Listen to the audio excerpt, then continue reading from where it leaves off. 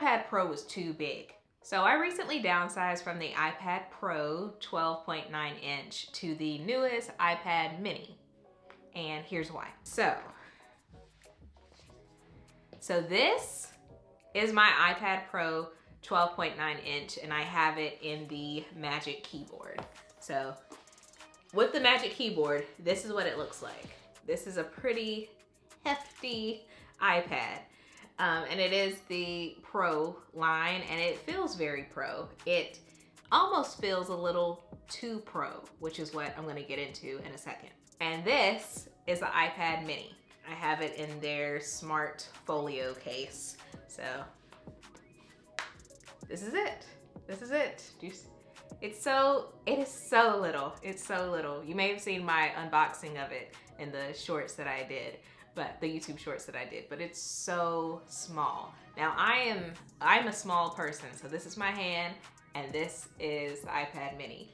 And for comparison, this is my Kindle. A lot of people understand the form factor of a Kindle. This is the Kindle, this is the iPad mini.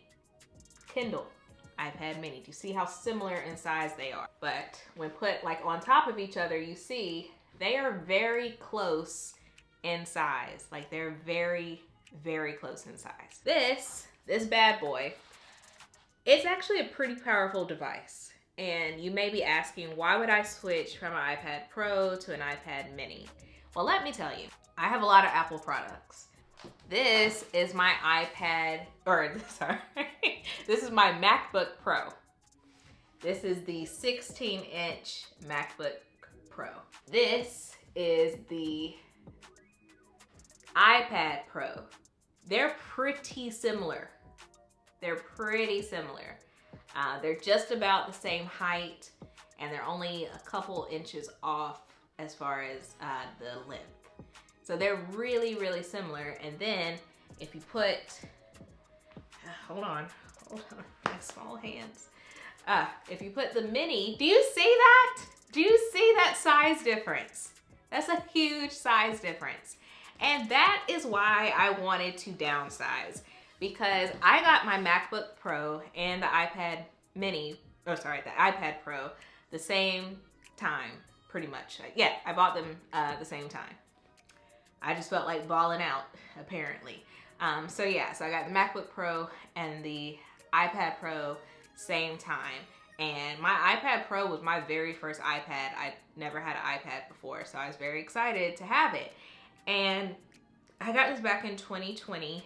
And when I tell you that I have hardly used that iPad Pro, I've hardly ever used it. And I've been thinking as to why that is. And I've come to this conclusion. The iPad Pro was too big. It's just too big. It's too big if you also have a MacBook, because they cancel each other out. It is my opinion that you don't need both of them. You don't need a MacBook and an iPad Pro.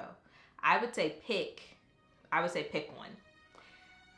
If you really need, like if you're an artist and you need the ability to like draw on the iPad Pro, or if you take a lot of notes and you want to use the iPad Pro for notes, then I would get the iPad Pro, but I would not get a MacBook, because they can do the same thing. The iPad Pro is Pro for a reason.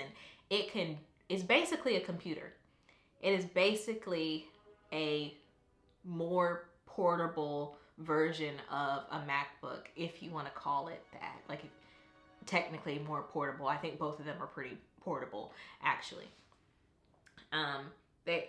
So they cancel each other out. So I don't think anyone needs a MacBook and an iPad Pro. And because I had both, I found myself using the MacBook all the time, because both of them are powerful, but my MacBook is more powerful. And even though I do like to draw, I'm not a professional in the sense that I'm drawing every single day. So I more so draw like as a hobby from time to time, but not like a serious hobby. So I really would hardly ever use the iPad Pro. So this basically became a very, very expensive paperweight, if you want to call it that. This is $1,000 machine. Actually, we're looking more at like $1,400 because let me take it off of the keyboard. So this is the Pro, the iPad Pro by itself. This is it by itself. This is $1,000, or it was back in 2020 when I bought it. $1,000. The Magic Keyboard, this is $300 today. You can buy this today and it's still $300. It comes with 2 colors, black and white. And this is $300. And then once you add tax on top of that, like it's probably actually these together. Oh, I forgot the pencil. The Apple Pencil, I don't exactly know how much this was, but it's at least $100. This was the 2nd generation iPad pencil or Apple Pencil. And yeah, so we're looking at easily like a $1,500 setup between the iPad Pro, the pencil, and the Magic Keyboard. So this is a very expensive decoration paperweight that kind of just sits on my desk, and I hardly ever use it because when put side by side with this, they're very similar. Like they're very similar to the point where I don't really pick this up because I already have this. And the reason that really motivated me to switch over to the Mini is because I've recently started taking drawing, like digital art, like more seriously. I've been doing it more. I've also gotten into cozy hobbies, and I like coloring books. I like physical coloring books, but also digital coloring books. And before I got this, I would use this for coloring. It's heavy. It's heavy. So I guess I could have, so I used this app. Okay, so I have to like hold it in my hand right now, and I can click, and boom. It's very therapeutic. I do enjoy the digital coloring. But it's heavy. It's already feeling heavy. And I could set it on my lap, but I don't know. I don't like doing that as much. I don't know, like the angle's weird. I don't know. So if I'm doing this, it's big. It's too big. It's too big for what I want to do. Like the iPad is supposed to be like a portable thing that you can like carry around, but this is too big. It's too big. For me, it is. Like it's to the point where it's not really portable because this is awkward to hold and it's heavy. Not like initially heavy, but if you're carrying this around for like, if I gotta hold this for 30 minutes, like yes, this is gonna start to feel heavy. So I didn't like using it. Versus if I switch over to my little buddy, like it's just such a huge difference. It's such a huge difference. So I'm gonna do the same one, just gonna pick up the same coloring book or coloring page on here. It's definitely smaller, but it's more fun. Like it's easier to hold. It's easier to hold. And I can always zoom in. I can always zoom in if I need to. And this is truly portable. Like I don't have to, like I carry purses, right? Like I don't need a big purse to carry this around. Like I just need like an average size purse, and this can go in my bag. With this, I can't just put this in a regular size purse. I need a tote bag. I need a tote bag. I need something like this to put this in, because if not, none of my purses will be big enough to carry this. I need a tote bag size purse for it. And that's great for situations where I'm already having a tote bag, but I don't want to carry a tote bag just for this if that's literally the only big thing that I'm carrying. Versus this, I actually don't have a purse down here. that I can use as an example. But this is so small. Here is my phone. Here's my phone. Here's my phone. Here's the iPad mini. It's so much more portable. And again, if you are a Kindle person, these are pretty much the same size, and I can fit my Kindle in a lot of my purses, which means my iPad can fit in a lot of my purses. Another reason why I like the iPad mini is for taking notes. So I am actually studying for a new certification at work, and I have started studying using this again. But I like, one of the reasons why you get an iPad is because you can write on it. So I wouldn't use the keyboard, and instead I would just write, like I would hold the iPad and like, it's too big. It's too big. It's too big. Versus this, it's like carrying like a little bitty sketchbook around, and I can just, do you see what I'm saying? It's a completely different experience. It's a completely different experience. And I'm so glad that I switched over. So let's talk about the numbers side of it. So the iPad Pro, like I said, almost 5 years ago, that cost $1,000. This iPad mini, I got the lowest size storage you can get, which I think is 128. And I also got the Wi-Fi only version. I think it's dumb to, well, I mean, like, it's your life, so you can do what you want to do. But me personally, I think it's dumb to pay for the cellular version of an iPad, because it's like, do you not have like a free hotspot using your phone? Like, why would I ever pay extra for the cellular version?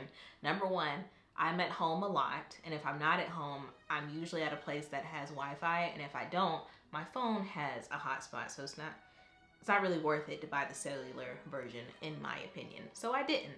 So no cellular, the smallest storage option you could get. So bare minimum, it's gonna be $499. However, I did the trade-in value. Remember I said this thing cost me $1,000 almost 5 years ago? They said the trade-in value of it was $380. And my crafty self, I was like, can I get more money for this? So I actually went to Facebook Marketplace, and I acted like I was gonna buy an iPad Pro that was the same specs and the same year as that one. And it wasn't much more than $380. And Facebook Marketplace, like, you do have to put some work into it. So I was like, I don't feel like working for this. I'm just gonna do the Apple trade-in. So I agreed to the $380, which brought the cost of this down to, what's 500 minus 380? 120. So it brought it down to 120. However, these things, the Magic Keyboard, this is still worth $300. So basically, girl math, it's almost like I got the iPad mini for free. And then also the new iPad mini, you may not realize this, it doesn't take all forms of the Apple Pencil. So this is the second generation iPad Pencil. The newest iPad mini, it won't work with this. So I had to buy a new Apple Pencil.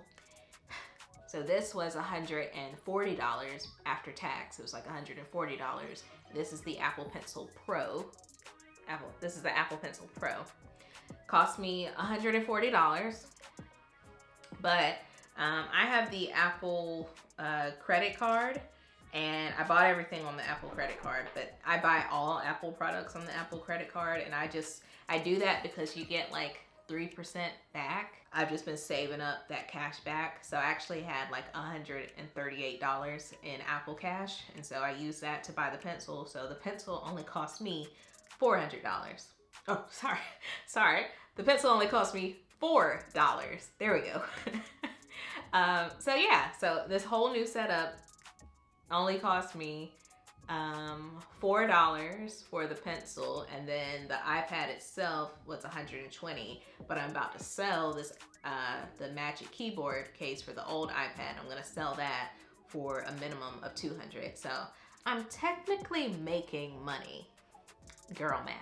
So if you are on the fence about which type of iPad to get, honestly, I would go to an Apple store and I would play with the iPads that are there. I did that before getting this, and coming from this to this is a huge difference, and I could feel that difference in the store, and I was like, this is so much smaller. It's so much smaller. I ordered it, I got it. I immediately was like, yes, I made a good decision. It's been a week since I got this, and I do have to eventually mail this over to Apple, and I just wanted to make sure that I was going to like this, and I've been using it in different situations. I've been taking notes with good notes on this studying for my certification. I've been doing my coloring books on it. I've watched like YouTube videos on it. So that's the type of things that I want to do on an iPad. And you just, this is too much of a machine. This is too much of a machine, and it's too similar to a MacBook. So the only reason I would suggest this iPad Pro is if for some reason you can't get a MacBook, or if for some reason you really need the like drawing functionalities of an iPad. But I would not have this and this. This is overkill. It's overkill, and you're gonna end up not using one of these because they're just too similar. So I would not get this, which is why I'm getting rid of this, and I'll just have the MacBook and the iPad mini, which are two, as you can tell, these are two very different devices. You would do two very different things on each of these. This is for work, this is for pleasure. So yeah, I hope that this was informative and can help you make a good decision when buying these products, which are honestly very expensive, and you don't want to buy the wrong thing for what you need it for. So I would really think pretty hard about what type of things you want to do on your device, and then find the best device for you. And don't be like me and don't do overkill. And if you do, then turn right back around and sell whatever you don't need so that you can get your money back. But yeah, I hope you enjoyed this video. Leave a thumbs up, leave some comments down below, subscribe if you're not already subscribed, and I'll see you next time. Bye.